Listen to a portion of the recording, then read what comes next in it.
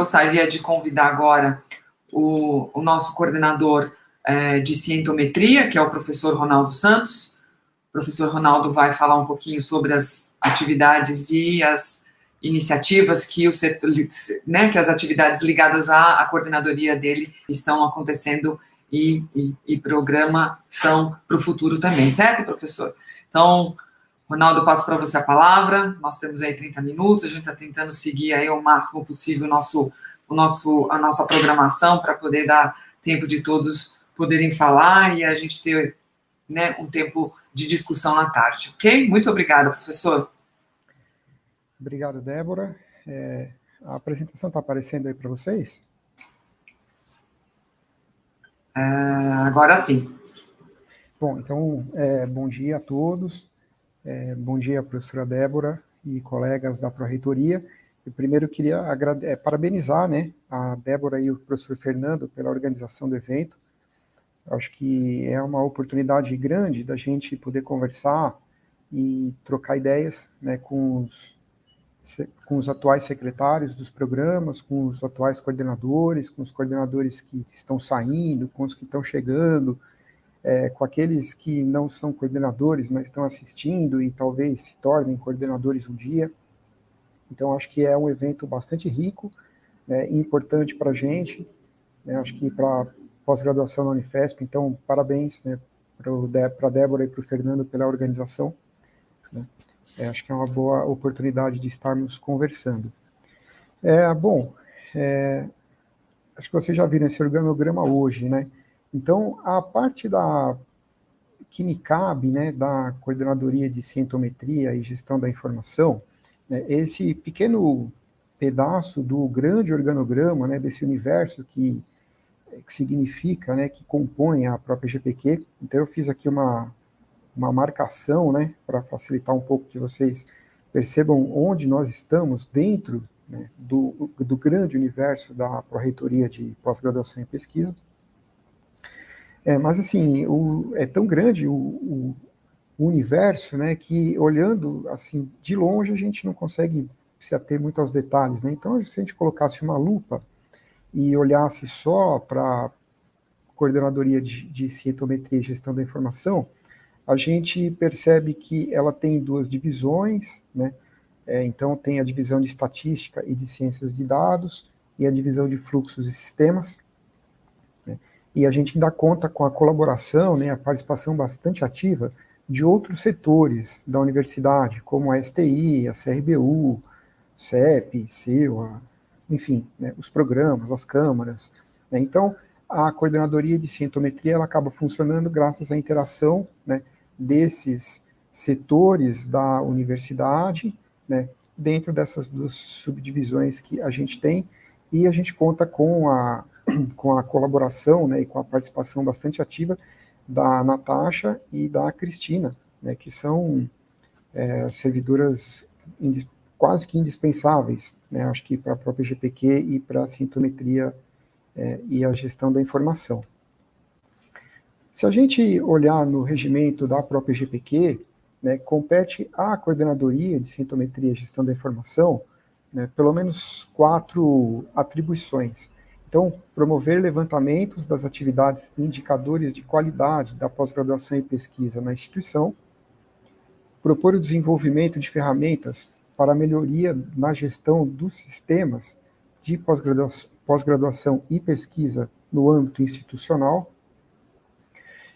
O terceiro tópico é fornecer subsídios para as atividades de avaliação do sistema de pós-graduação e pesquisa. E, por fim, fornecer subsídios para as atividades de fomento no âmbito do sistema de pós-graduação e pesquisa aqui na nossa instituição.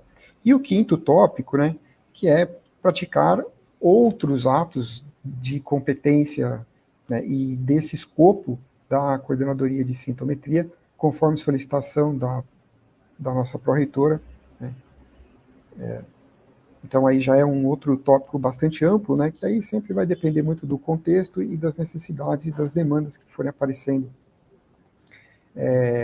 ao longo dos nossos dias, né. Então, a coordenação de cientometria, ela não começou agora, né, ela já existia quando eu cheguei aqui na pró-reitoria, Então, o que eu vou comentar com vocês, né, são alguns feitos, né, que já existiam, outros que são um pouco mais recentes, e depois a gente vai fazer um pouco o trajeto para o que, depois, né, do que a gente comentar o que foi feito, a gente vai discutir um pouco o que a gente tem feito e quais são os próximos passos, o que vem pelo futuro. Claro que não dá para comentar nesses 30 minutos tudo que foi feito nos últimos tempos, tá? Então eu vou comentar, acho que o que é mais polêmico, o que tem demandado mais a nossa atenção, né, nos últimos tempos. Então eu vou falar um pouco sobre o sistema de notas, do fluxo de repositório de teses, dissertações e de produções científicas do nosso repositório institucional, vou falar um pouco da avaliação da similaridade, né, que também que vem, né, uma demanda em função da instrução normativa do fluxo, né, e então eu vou comentar essas três questões, né, porque eu acho que é o que mais tem chegado para a gente, e outras questões acho que a gente pode discutir na sessão da tarde, como a professora Débora comentou. Desde já, acho que é importante a gente deixar bem claro que a coordenação de cientometria, a coordenadoria, né, ela não atua sozinha, então ela conta com a colaboração dos outros coordenadores, e da própria GPQ, e eu acho que isso ficou bem claro na apresentação daqueles que me antecederam, porque boa parte das atividades tem algum tipo de interação com a nossa coordenadoria. A gente conta também com a colaboração muito ativa da STI, né, que é indispensável, né, da CRBU e da Pró-Reitoria de Administração, especialmente por causa das questões relacionadas ao SEI, né, uma parte delas a professora Débora até comentou no finalzinho da apresentação dela, mas existem outras questões que envolvem o SEI, né, então a ProDM também atua, né, ativamente em colaboração com a gente. Então, seguindo a ordem, né, vou comentar um pouco sobre o sistema de notas, que oficialmente tem o nome de SINOPG, né, que é o sistema de notas da pós-graduação, e essa é uma questão bastante sensível e talvez seja a mais polêmica de todas, que envolvem, nesse momento, né, a coordenadoria de cientometria e causa um pouco de pânico, de alarmismo e de desespero nas pessoas. Mas acho que é importante a gente dar um passo atrás para a gente entender um pouco qual é o sentido, né, qual é a lógica do nosso sistema de notas e onde a gente quer chegar com isso.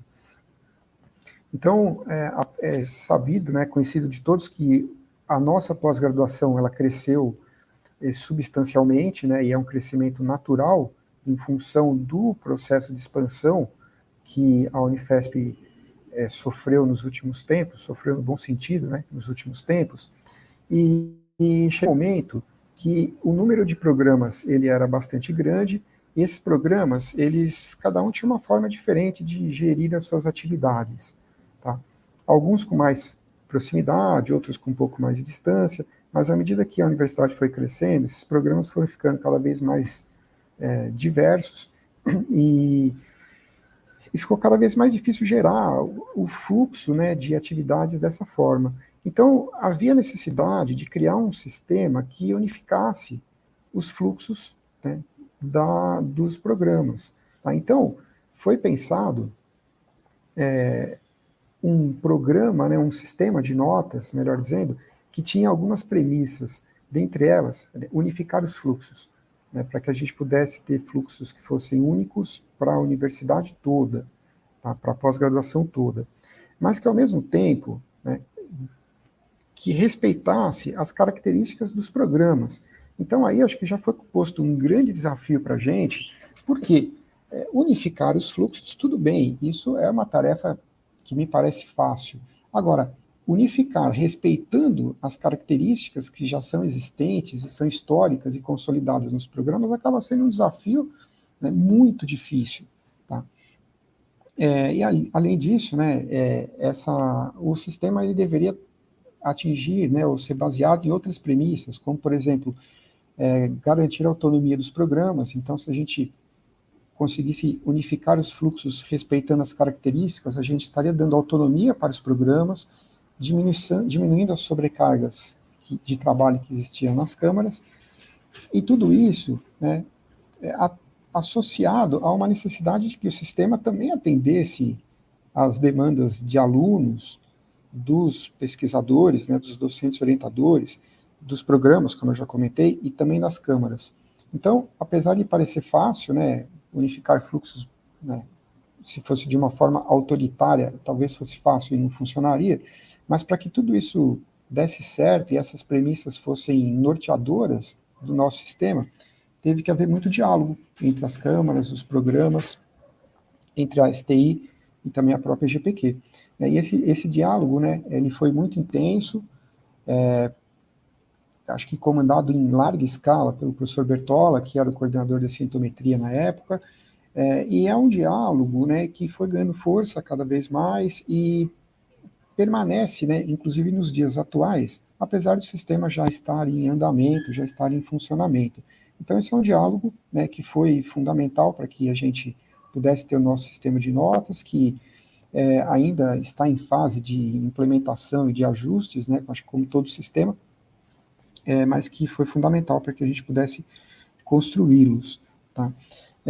O sistema ele foi implantado por etapas, né, então, ainda contando um pouco da história, né, de agosto a outubro de 2020, né, uma primeira etapa com os objetivos de criação de cronogramas, fluxo de cadastros e ofertas de disciplina, foram esses eram os objetivos dessa etapa, né, e eles demandavam os módulos de configuração, de configurações dos portais, do portal, né, de docentes e do portal de secretarias.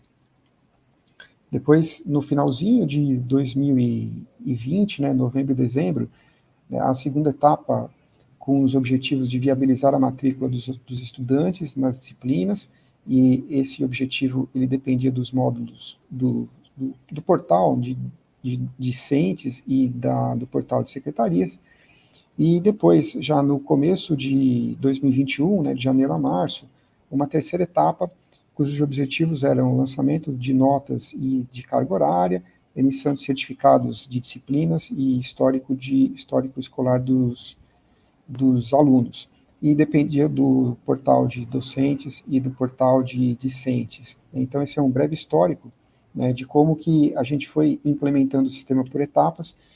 E hoje, né, no final de 2021, né, quase um ano depois da implementação da terceira etapa, o que a gente tem, né, é um sistema que tem, né, 465 disciplinas ativas e deferidas, né, que já encontram-se no nosso sistema, e essas disciplinas, elas podem ser encontradas no nosso catálogo de disciplinas, né, que foi oficialmente finalizado há uns 10 dias atrás pela nossa STI, e ele já se encontra disponível na página da própria GPQ. Então, nesse catálogo de disciplinas, né, a gente consegue fazer busca por campus, por programas e também pelo nome da disciplina, ou então por assunto, se a gente colocar um pedaço do nome da disciplina ou um assunto específico que o nosso aluno gostaria de encontrar para saber se tem alguma disciplina que interessa para ele sendo oferecida nesse momento ou não. Então, o nosso catálogo de disciplinas ele tem essa carinha, né, que eu estou mostrando aqui para vocês. Então, cada retângulo desse é uma disciplina. E aí, no catálogo tem o nome da disciplina, tem o código, tem o programa que ela é vinculado, o número de créditos, a carga horária, e aí essa informação aparece para todas as disciplinas. Depois, se a pessoa tiver interesse e quiser um pouco mais de detalhes, ela clica aqui em Saiba Mais, e aí aparecem outras informações, né? O local onde a disciplina é oferecida, a carga horária, quando começa, quando termina, quem é o professor responsável. Então, essa é uma solicitação também histórica, né, que a gente tinha, e desde a semana passada, uns 10 dias atrás, já está disponível para vocês. Como eu comentei, eu deixei aqui na apresentação o link do site, da página da própria GPQ, onde a gente encontra o catálogo de disciplinas, e eu acho que vale a pena ser amplamente divulgado, como a gente pediu na última reunião que a gente teve com os coordenadores de Câmara e Programa, câmaras e programas. No entanto, né, a gente, em conversa com a STI nessa semana, o STI nos informou que ainda existem programas que não têm disciplinas que são cadastradas no nosso sistema. Então, a gente foi fazer o levantamento e, na verdade, são 17 programas que não têm disciplinas cadastradas, né, e elas devem ser cadastradas o mais rápido possível no nosso sistema de notas aqui da própria GPQ. Tá? Então, é um número que me surpreendeu, na verdade, né, um número bastante grande, se a gente levar em conta o número de programas que a gente tem, mas a gente tem que ter como meta que todas as disciplinas sejam cadastradas no nosso sistema e disponibilizada, e né, de acordo com o que a gente tem atualmente. Tá? Acho que essa é a parte boa da história, né? A parte que também é boa, mas é uma parte que causa um pouco mais de inquietude, né, é que todos os dias chegam dúvidas, problemas e sugestões para a gente. Chegam reclamações também, né? Estou vendo sendo polido aqui, né, falando que são dúvidas e problemas, né? Na verdade, chegam reclamações e a gente encara essas reclamações como sendo normais, em função de ser um sistema novo, que ainda está em fase de implantação e que todos precisam aprender a operá-lo. E isso leva um tempo, né? A gente entende que é normal. Algumas soluções são simples, né, e a gente resolve elas muito rapidamente, né, muitas vezes por e-mail, a Natasha e a Cristina conseguem responder, tirar dúvidas e solucionar esses problemas. Em outros casos, as resoluções são bem mais complexas, né, e aí, né, às vezes um simples e-mail não funciona. Então, muitas vezes, a Natasha e a Cristina atendem as solicitações, às vezes por videochamada, às vezes por ligações telefônicas, e aí, às vezes, essas queixas, às vezes, elas são solucionadas, em outros casos não, né, podem demorar um pouco mais, porque pode demandar, né, alterações de fluxos ou de sistemas, e muitas vezes, nesses casos, a gente depende de outras instâncias, como a STI, a PRODM, o RH, acho que eu nem devia chamar de RH, né, as outras pró-reitorias, então aí são demandas mais complexas que levam um pouco mais de tempo. Tá, mas elas não são esquecidas, elas são anotadas e a gente sempre tenta solucionar quando for possível. Tá? Eu fiz aqui uma lista de queixas que que a gente recebe, né? Então, por exemplo, docentes com 2 registros ativos no RH, como, por exemplo, né, como TAI e como docente, ou como aluno e como docente, e esses 2 registros resultam em duplicidade do docente na hora do cadastro de disciplinas. Existem as questões envolvendo alunos especiais e alunos estrangeiros, cadastro de professores visitantes, existem as questões de alunos que foram jubilados e aqueles que são quase jubilados, a inserção de crédito para alunos formados, tá? Existem também casos em que os programas alteram a situação acadêmica dos alunos sem a devida comunicação com a Câmara, né, e também costuma ser um problema recorrente para a gente, né? E a gente acho que pode discutir com mais detalhes no período da tarde, mas aí as soluções elas passam primeiro, né, por uma boa comunicação entre câmaras e os programas, e em segundo lugar, né, por uma consulta ao site do nosso STI, porque lá tem uma série de pequenos vídeos, né, contemplando vídeos explicativos, né, tutoriais a respeito da configuração do sistema, do portal discente, do portal de secretarias, do portal docente. Então, cada um desses pequenos tópicos que eu estou mostrando aqui para vocês são pequenos vídeos, né, explicando como faz a validação de cadastro de disciplinas, como cancela ofertas de disciplinas, criação de cronogramas, consultar e emitir históricos acadêmicos. Então, teoricamente, né, nesse link que tem no site da STI, a gente tem soluções para boa parte dos problemas, né, e das dúvidas que surgem. E, para quem não gosta de vídeo, tem também em PDF, né, que é sempre uma dúvida recorrente para a gente, né? Então, acho que vale a pena, primeiro, conversar um pouco com as câmaras, se o problema perdura, acho que vale a pena assistir os vídeos ou consultar os nossos PDFs que tem lá no site do STI. E aí, se a dúvida não for sanada e o problema solucionado, aí sim, acho que entra em contato com a gente e a gente tenta providenciar o auxílio o mais rápido possível. Tá? Eu acho que a gente pode discutir mais a respeito do nosso sistema de notas no período da tarde, né? A outra questão muito recorrente diz respeito ao fluxo do repositório de dissertações e teses no nosso repositório institucional, né, e o depósito dos nossos trabalhos, eles seguem, né, a instrução normativa de número 4 de 2021, datada de 1º de junho de 2021. Então, acho que o que vale, o que a instrução normativa pede para todos que defenderam a partir de 1º de junho é válido, né? Depois essa instrução normativa foi atualizada mais recentemente, e eu vou comentar um pouco com vocês o que teve de atualização.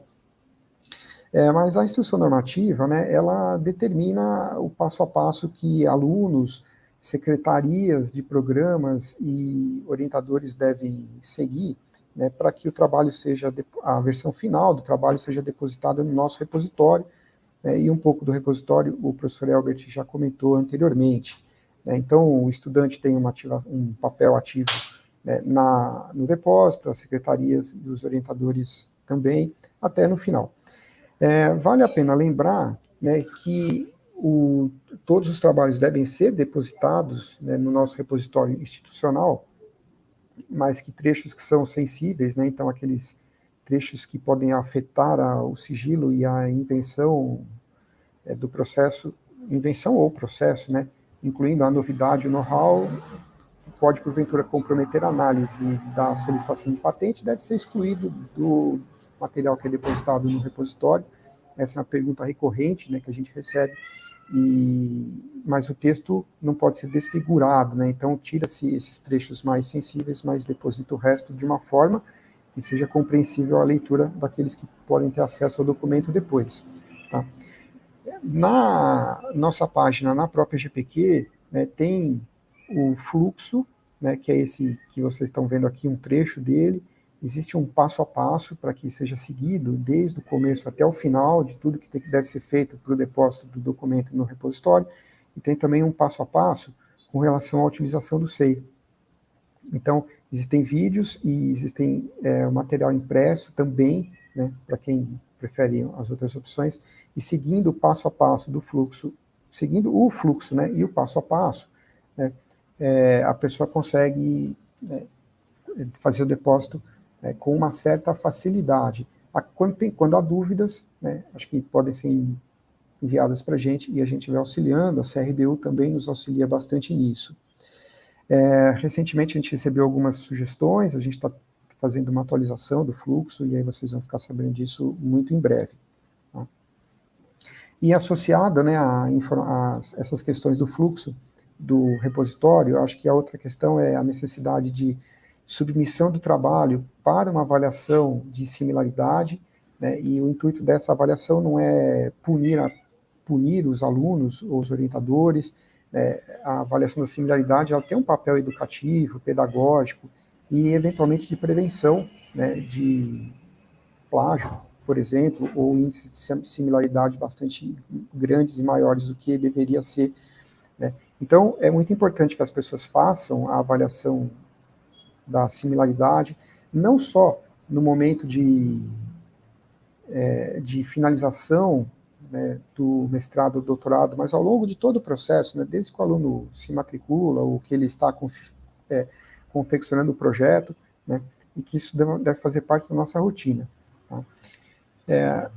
A instrução normativa, ela não indica como deve ser feito ou qual software deve ser utilizado para avaliação da similaridade, né. A gente tem recomendado o uso do Turnitin, né, e ele tem muitas vantagens, dentre elas, né, a base de dados que eles têm, que é bastante ampla, e também a capacidade que eles têm de fazer buscas em páginas da internet. Então, contemplam, né, a base de dados do Turnitin, artigos que são publicados, né, teses, na nossa instituição e outras instituições, sites de agências de fomento e outros sites que tenham informações que podem eventualmente ser utilizadas na base de comparação deles. Tá? O Turnitin é muito simples de ser usado, ele permite comparações em diferentes idiomas, é rápido fazer avaliação, ele permite uma certa configuração, né, para excluir trechos que são repetitivos, mas que não são considerados plágios. O uso é ilimitado e ele permite uma avaliação quantitativa e qualitativa do trabalho. E aqui eu já faço um parênteses. Né?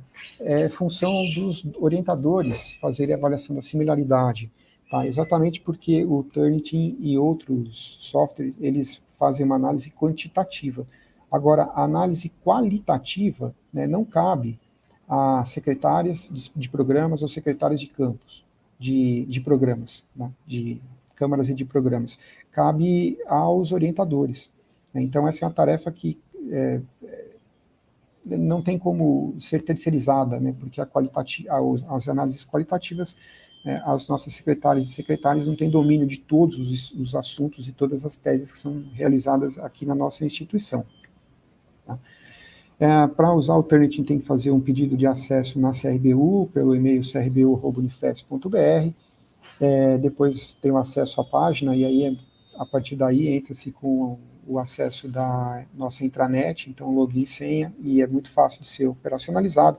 Quem tiver dúvidas, né, tem na página da própria GPQ, tem todos os treinamentos que a gente realizou, né, no site da CRBU e das nossas bibliotecas, tem tutoriais em PDF, tem gravações dos treinamentos, tem vídeos, né, e qualquer dúvida ainda dá para consultar as nossas bibliotecas, né, das nossas unidades universitárias.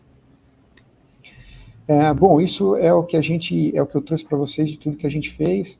Eu vou comentar rapidamente o que a gente tem feito nesse momento, né, porque eu já sei que meu tempo está aqui correndo.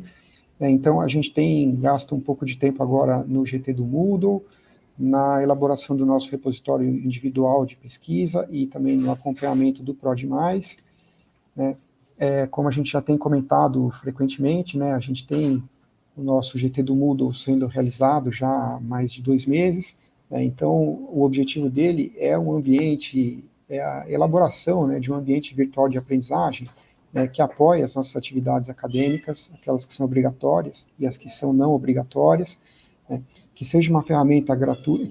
E por que a gente optou pelo Moodle? Né? Porque é uma ferramenta que é gratuita, né, um software grátis, gratuito, que tem muitos recursos, tá?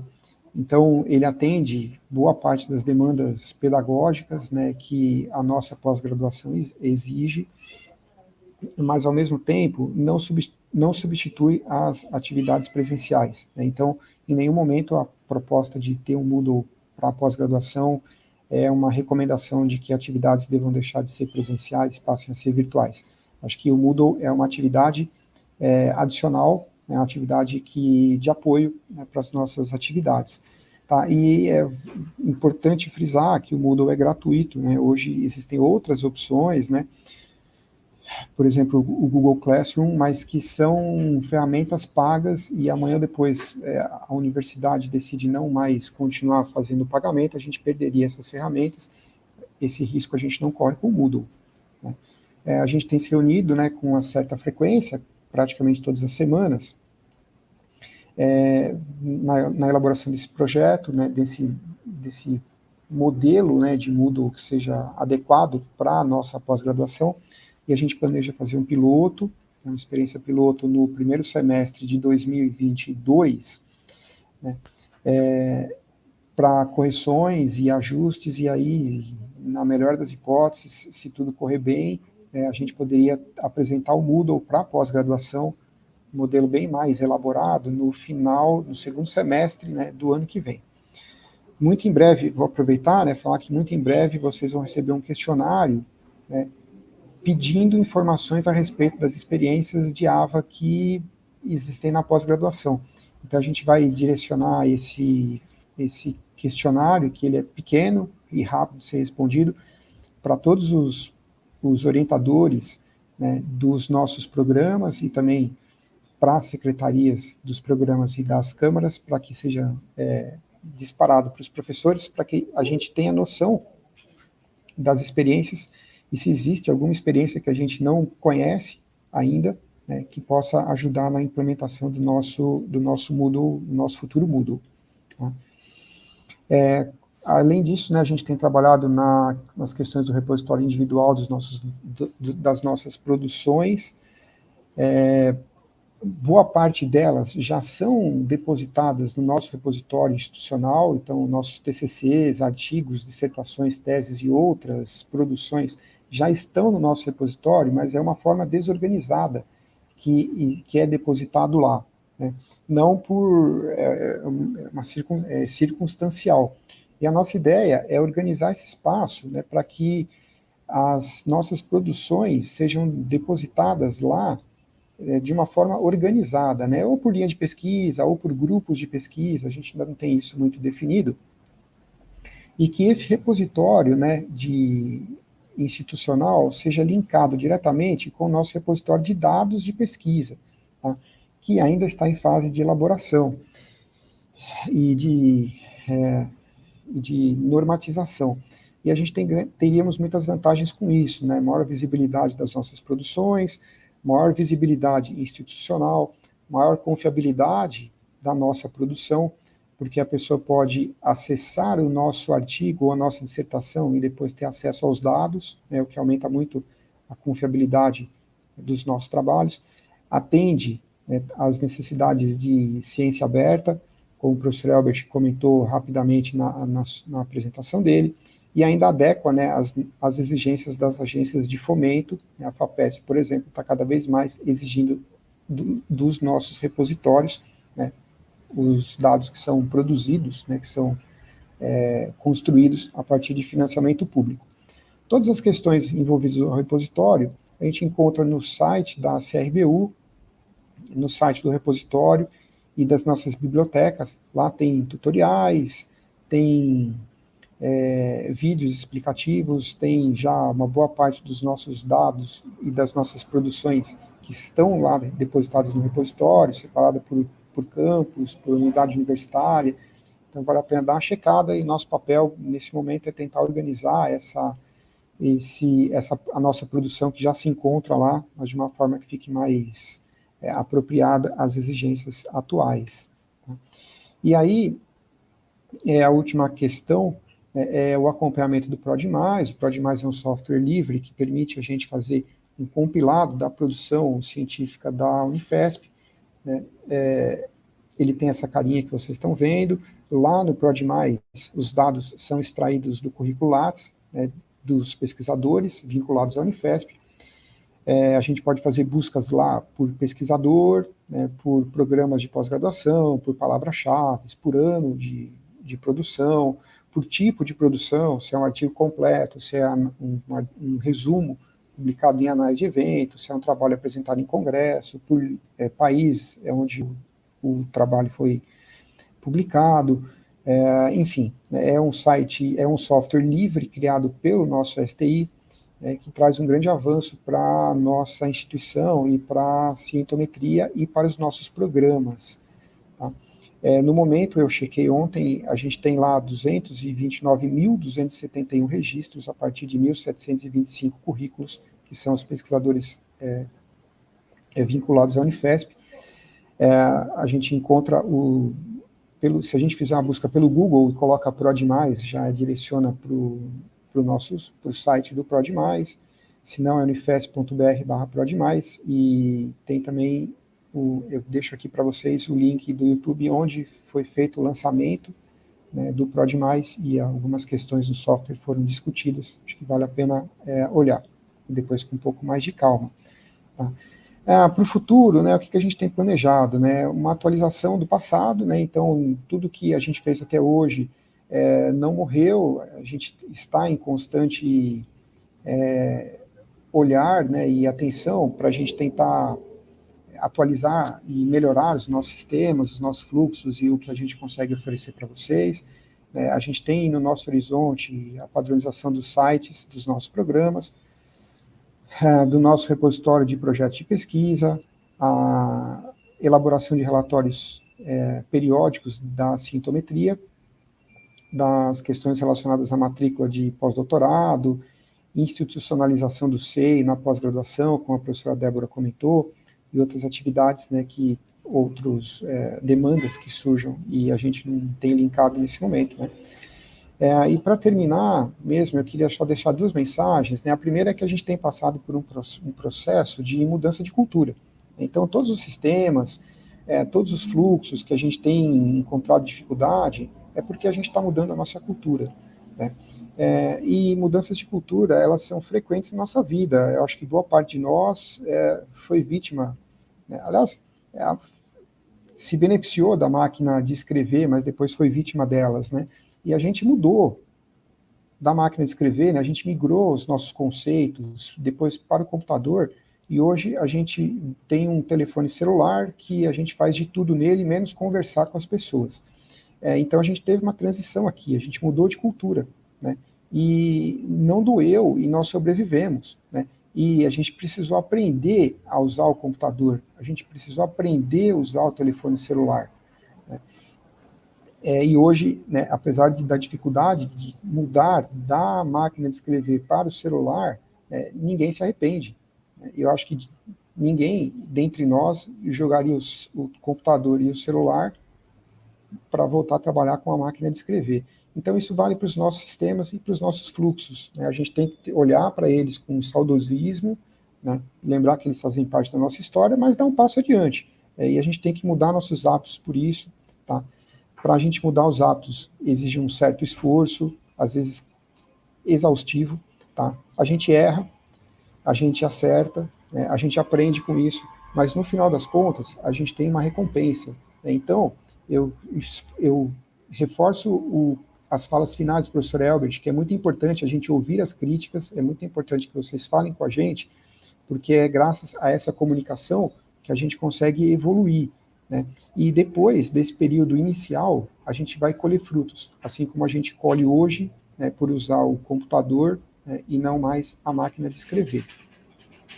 Então, para terminar mesmo, né, que meu tempo já estourou, eu quero dizer que a sintometria, ela não atua sozinha, né? A minha coordenação, ela não existe isoladamente, né? Então, a gente atua em conjunto com as outras coordenadorias da própria GPQ, outras instâncias e setores da nossa universidade, tá?